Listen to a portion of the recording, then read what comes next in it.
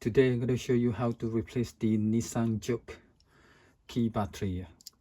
Okay, first thing first, release the mechanical key. Press it down here, release it. Yeah.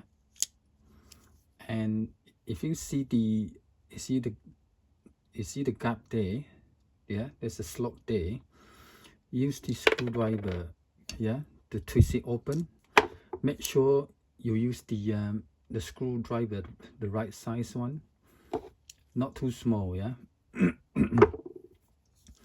Okay, so screwdriver, yeah, hold it like that, yeah. If you give it a twist, like that, yeah, it open up.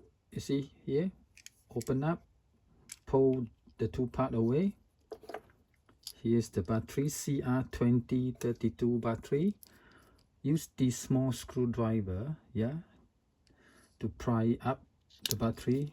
Here's the battery, CR2032 battery. Okay, to replace it, the battery, the plus side go down first, yeah, go in like that, press it down, and then pop the two parts of the key together and press it down, press it all the way down, yeah. Okay, it's all done, yeah. Okay, thank you for watching. Please subscribe to the channel. Thank you.